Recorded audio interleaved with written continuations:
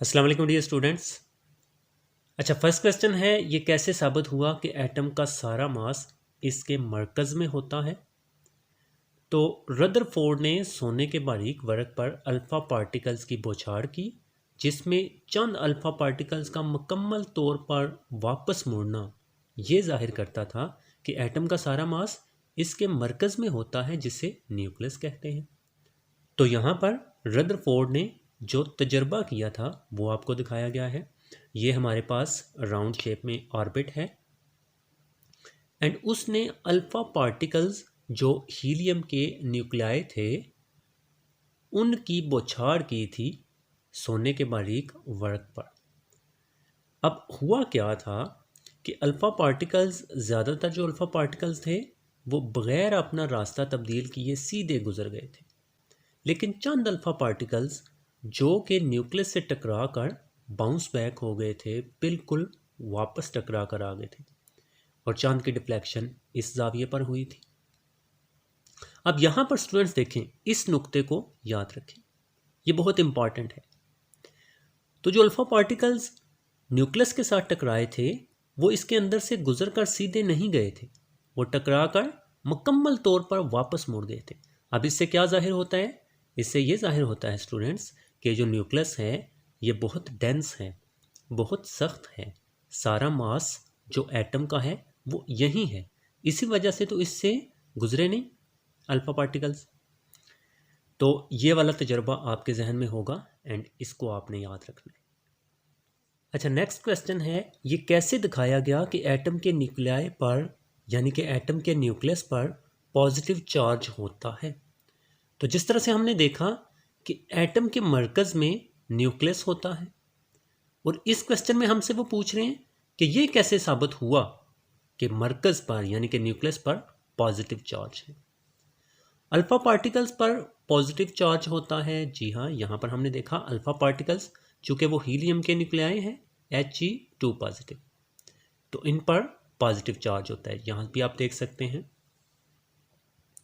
जब रदरफोर्ड ने सोने के बारीक फर्क पर अल्फा पार्टिकल्स की बौछार की तो चंद अल्फा पार्टिकल्स का झुकाव हुआ, जिससे ये साबित हुआ कि एटम के मरकज़ में भी पॉजिटिव चार्ज होता है, जिसने अल्फा पार्टिकल्स पर दफ़ा की फोर्स लगाई। इस मरकज़ को न्यूक्लियस कहते हैं। हम ऊपर ऑलरेडी सीख चुके हैं।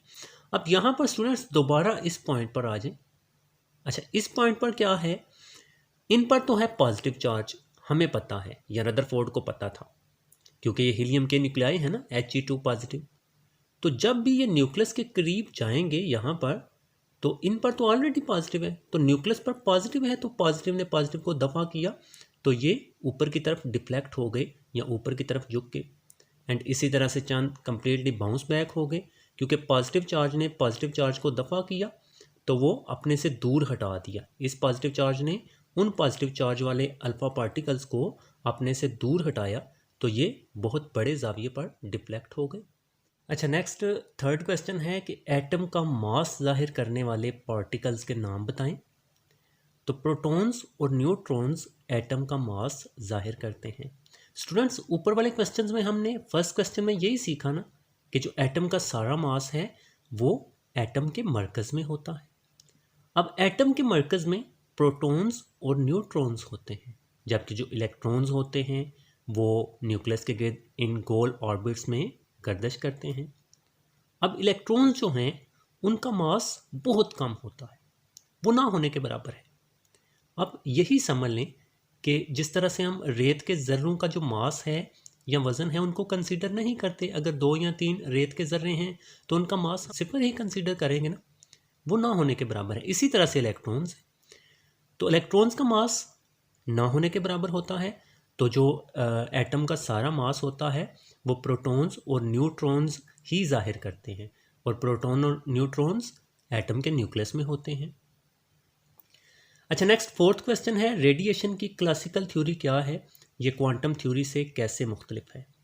तो रेडिएशन की क्लासिकल थ्योरी के मुताबिक चार्ज पार्टिकल्स मसलन इलेक्ट्रॉन्स जब हरकत करते हैं तो मुसलसल एनर्जी खारिज करते हैं और इन्हें न्यूक्लियस में गिर जाना चाहिए। अब ये भी है बिकॉज जब इलेक्ट्रॉन्स न्यूक्लियस के गिर्द गर्दिश करते हैं तो वो लगातार मुसलसल बग़ैर किसी वक्फे के एनर्जी को खारिज करते रहते हैं, और जब उनकी एनर्जी खारिज होगी, एनर्जी वो लूज़ करेंगे तो वो न्यूक्लियस के करीब आते जाएंगे और बिल आखिर वो न्यूक्लियस में गिर जाएंगे और एटम को तबाह हो जाना चाहिए। लेकिन हकीकत में ऐसा नहीं होता। तो this means that classical theory में ये डिफेक्ट था, क्लासिकल थ्योरी में ये नुक्स था। अब ये क्वांटम थ्योरी से कैसे मुख्तलिफ है, तो क्वांटम थ्योरी को भी हमने स्टडी करना है। जबकि क्वांटम थ्योरी के मुताबिक इलेक्ट्रॉन्स मुसलसल एनर्जी खारिज नहीं करते।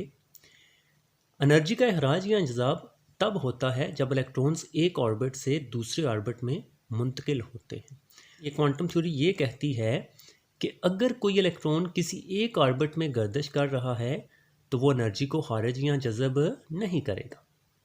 ठीक है, मुसलसल यानी कि जो एनर्जी का अखराज है या इंजज़ाब है वो मुसलसल नहीं होगा। जबकि रेडिएशन की क्लासिकल थ्योरी के मुताबिक एनर्जी का अखराज मुसलसल होता है और क्वांटम थ्योरी के मुताबिक मुसलसल अखराज नहीं होता।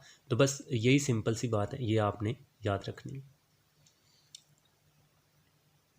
अच्छा स्टूडेंट्स, अब लास्ट क्वेश्चन की तरफ बढ़ते हैं। लास्ट क्वेश्चन में वो हमसे पूछ रहे हैं कि आप कैसे साबित कर सकते हैं कि एंगुलर मोमेंटम क्वांटाइज्ड होता है। तो सबसे पहले तो आपको एंगुलर मोमेंटम का ये फार्मूला याद रखना है। तो angular momentum is equal to mvr is equal to nh/2π। तो ये वाला फार्मूला एंगुलर मोमेंटम का है। mvr एंगुलर मोमेंटम है एंड इसका फार्मूला nh/2π है। n एक अदद है जिसे क्वांटम नंबर या ऑर्बिट नंबर कहते हैं।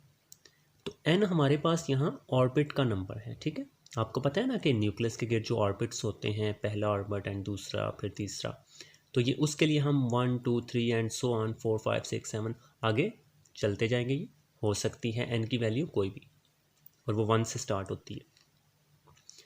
अच्छा, अब यहाँ पर पहले ऑर्बिट के लिए n इज इक्वल टू 1 होगा।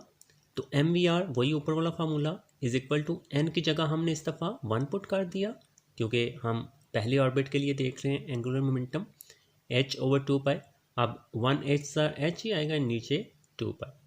सिमिलरली दूसरे ऑर्बिट के लिए n is equal to 2 put करेंगे इसी फार्मूले में, जहाँ n है यहाँ हमने 2 पुट कर दिया, तो 2h/2π आ गया। अच्छा, अब नेक्स्ट नीचे देखें तो नीचे हमारे पास तीसरे ऑर्बिट के लिए n इज इक्वल टू 3 हमने पुट करना है उसी फार्मूले में, तो ये 3h/2π है। अब जबकि h/2π जो है ये कांस्टेंट है, अब ये h/2π कांस्टेंट है, ये h प्लैंक्स कांस्टेंट है, पाई की कीमत आपको पता है 3.14 होती है, वो भी कांस्टेंट है, 2 भी कांस्टेंट है।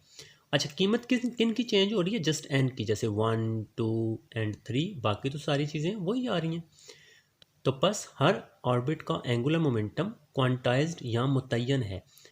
तो जैसे फर्स्ट के लिए ये है 1h/2π या h/2π, एंड सेकंड के लिए 2h/2π है, एंड थर्ड के लिए 3h/2π।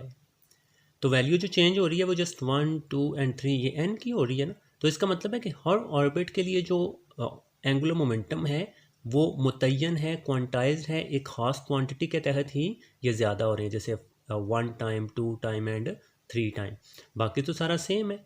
तो इस तरह से हम साबित कर सकते हैं कि हर ऑर्बिट का जो एंगुलर मोमेंटम है वो अपना अपना होता है, and in between these two values, इन दो वैल्यूज़ के दरमियान कोई भी दूसरा जो मोमेंटम है वो नहीं होगा।